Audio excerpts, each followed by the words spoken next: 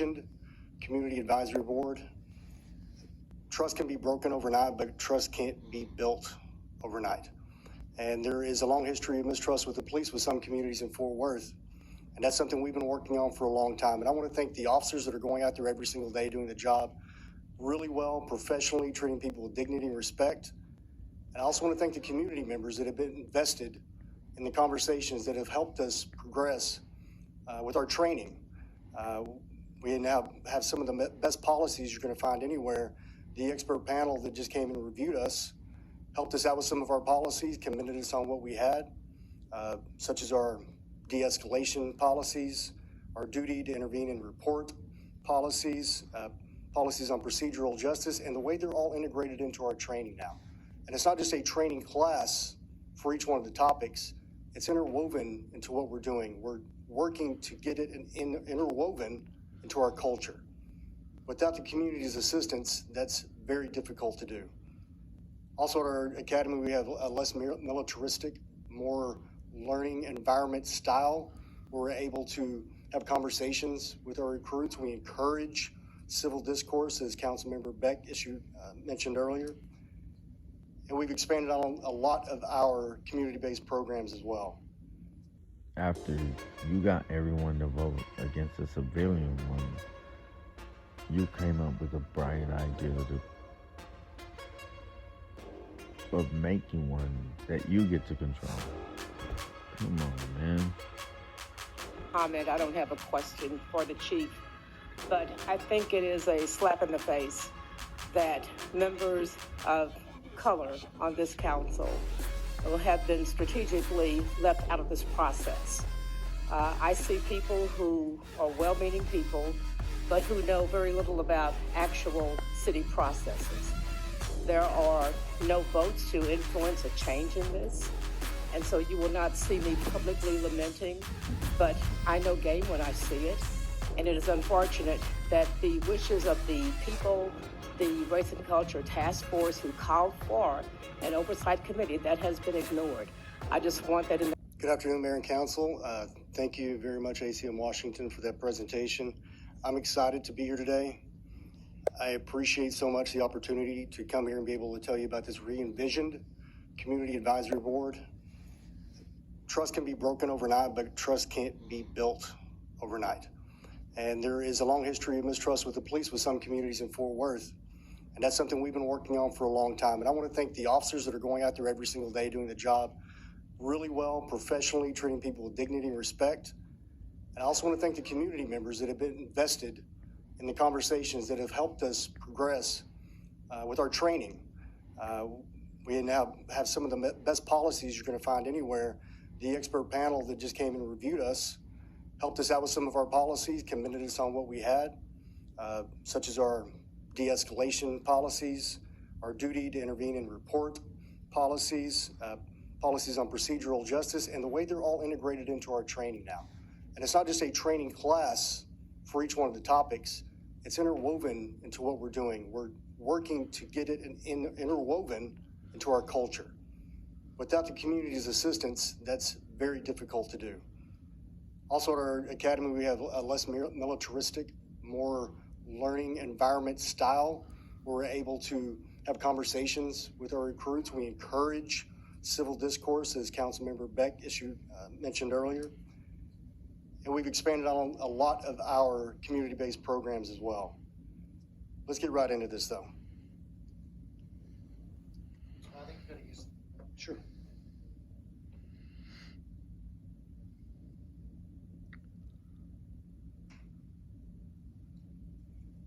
I want to start with our mission statement, because this is to guide what we do. The Fort Worth Police Department provides quality service in partnership with the community to create a safe environment for all. That's how we hope to build trust, by showing accountability, by collaborating, by being transparent. So for the Community Advisory Board, our goal is to empower Fort Worth residents to work with the PD in a collaborative working group to further the goal of fair, just, and dignified treatment of every person while keeping our residents safe from crime and disorder. So I've highlighted previous here, and there were a lot of people that gave a lot of input on this presentation. I want to thank them for their input. This was the Policy Advisory Committee. That was the name in its previous form. Brought by another chief. My understanding is some great things were done with the Policy Advisory Committee. We've listened to concerns, one of this council, concerns of some community members, and internal concerns as well, on how we could make this entity more effective and more community focused. What they were to do was make recommendations, develop policies that we might not already have, make revisions to current policies, and recommendations about eliminating or canceling policies that might be problematic. Here's one of the first glaring issues we saw. This lists 12 different people, but allowed a maximum of 13 members. 8 of those 13 members were sworn, meaning officers of the Ford Police Department of various ranks and assignments. It also included a civilian member of our department who's a policy expert. So 9 of the 13, and in this case 12, were made up of Ford Police Department employees. The meetings were held twice a year. So every 6 months, this group would get together. We thought that might not be enough.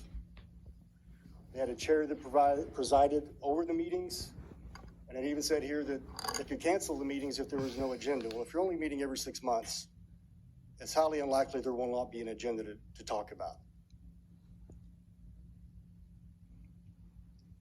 Now, in Fort Worth, we've had a long-held belief in community involvement, and for the police department specifically, as many of you who have been at Fort Worth a long time may know, former Chief Thomas Wyndham played a key role in making that happen.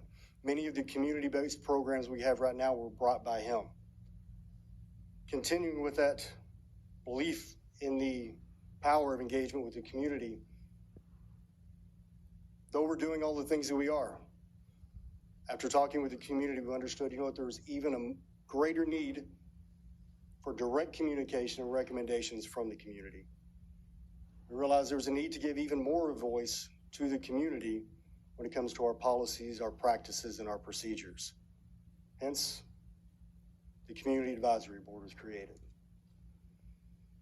So here's our strategy. We're going to collaborate as a Community Advisory Board that will collaborate with us and OPOM, the Office of Police Oversight Monitor, to develop a more transparent, fair, and equitable police department through review and recommendations of our policies, our procedures, and our practices.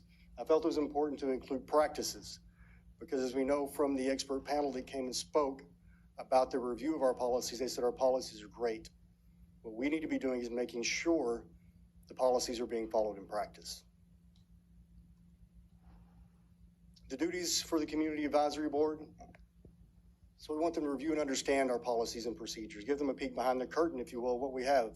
These things are posted online anyway, but we want to bring them in and actually talk with them about them. They can gather, evaluate, and discuss information related to our policies, serve it as an additional avenue to receive complaints. We talked about that as ACM Washington mentioned how OPOM can receive complaints about Fort Worth PD.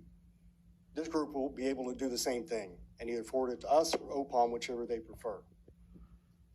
We want the group to identify policing issues that should be reviewed, develop a clear and direct information brochure to inform the community on the board, on what it does, and how they can contact the board about issues or concerns they may have.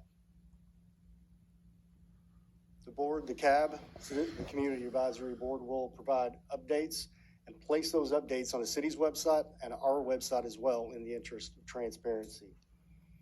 Help us identify problems where we can improve, obtain that input from the community members and stakeholders, collaborate with those stakeholders and subject matter experts, and propose the policies. And they review the implementation once the recommendations are made.